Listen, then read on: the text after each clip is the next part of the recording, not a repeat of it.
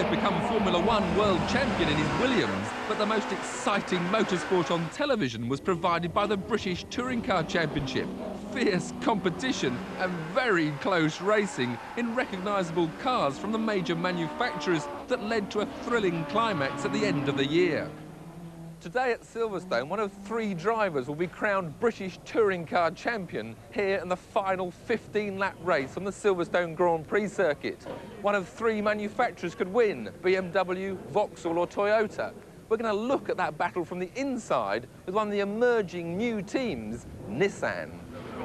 I'd qualified the 3rd Nissan Primera in 13th place, and a very wet practice had shuffled the grid so much that all 3 championship leaders were back in the pack. We awaited the green light, heartbeats racing.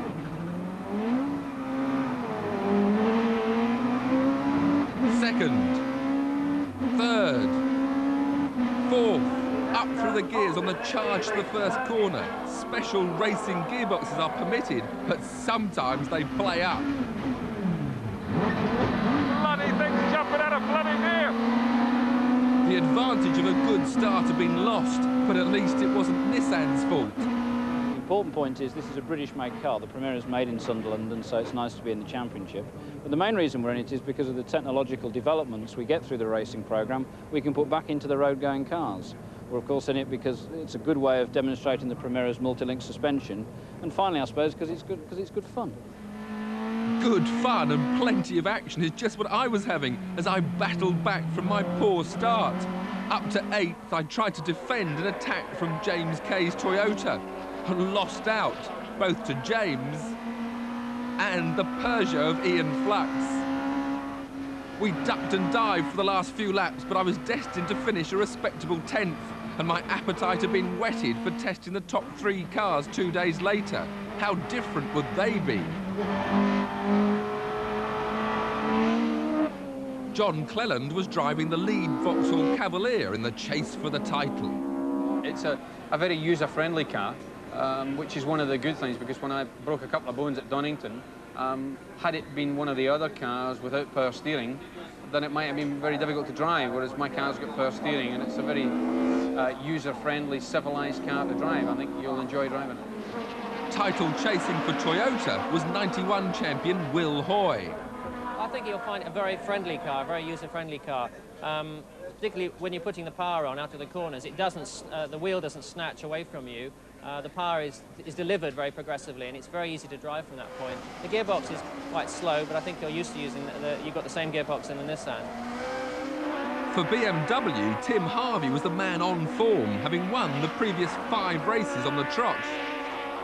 We have good engines, good tyres, the whole package is extremely good.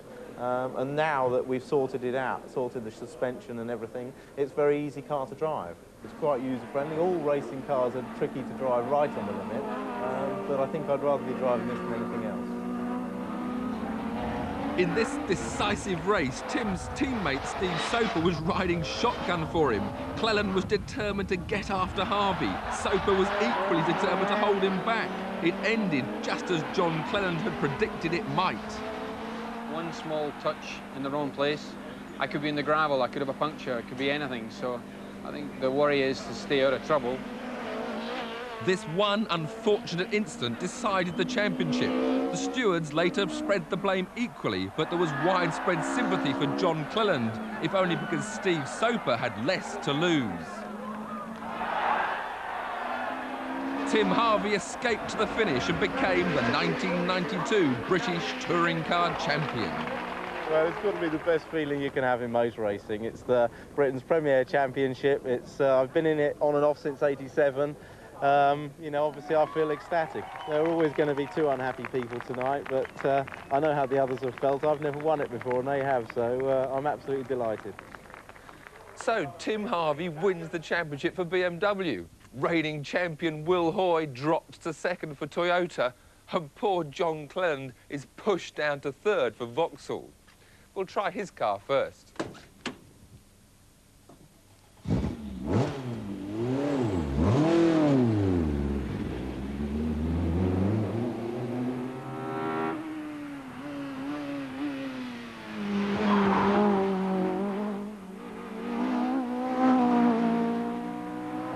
On track tests like this, there's no chance to change the suspension settings to suit the new driver, and it takes a couple of laps of Alton Park short circuit to warm things up before you can get a feel for how the cars handle. Well, now I've got the tyres warmed up, this Vauxhall is really coming alive. It's the same basic specification as the Nissan. It's got the same 6-speed X-Track gearbox, power steering, it's front-wheel drive with about 300 horsepower. And yet it feels totally different.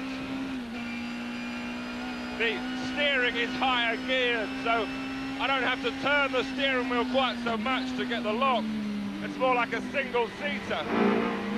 The steering has a very good weight and feel. Also, the gear change has got a very positive linkage.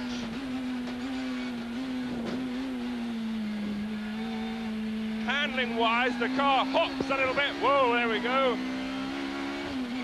But that hoppiness actually makes the front-wheel drive car come alive. It gives a feeling that when you change the balance of the power, the car changes direction, which is very important to a racing driver.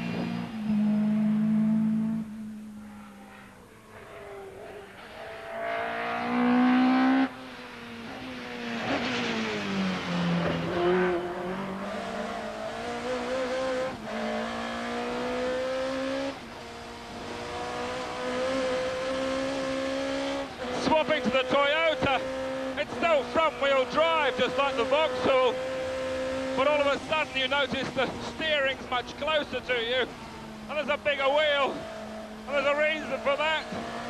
There's no power steering. Now, it doesn't feel that much difference, but you suddenly get all those front-wheel drive feelings of torque, steer, of wheel spin. They shout at you through the steering. Now this might be a good thing, but initially it doesn't add to your confidence when driving a new car. If user-friendly is the in word, I'll have the Vauxhall. But once you get used to it, then you certainly enjoy the feel the Toyota gives.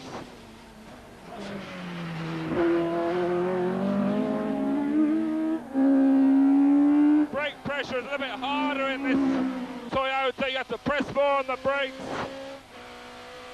The turn in, perhaps again, you have to throw the Toyota in while the Vauxhall is fed in. Druid's in full. Power out. Whoa, wheel spin over the crest.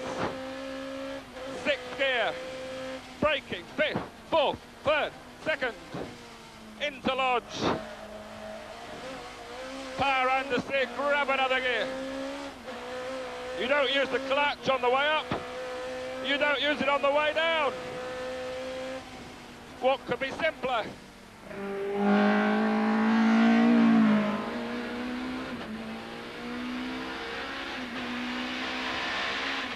And so to the champion's car, the BMW. The only one in the championship to be rear-wheel drive. Like the others, it's got 300 horsepower, it's got a 6-speed racing gearbox. But the rear-wheel drive out on a racetrack, it just feels right. However hard you try with front-wheel drive, it's always more of a compromise. The BMW has such beautiful poise. The messages through the steering wheel are just right. Of course, with braking, you're braking more with four wheels, whereas the front-wheel drive cars rely much more on the front wheels. With the BMW, there's ABS, as there is on the Vauxhall, and that's something that's going to be outlawed in '93 on grounds of cost. The only tricky thing with the BMW is the fact that it's left-hand drive, so I have to get used to not clipping the apex curve. They keep left-hand drive because that's the way the original car was designed, and the steering and exhaust manifold alignment is much more efficient. In actual fact, of all the racing cars I've ever driven, this BMW is one of the most beautifully balanced and poised cars. It's just total enjoyment.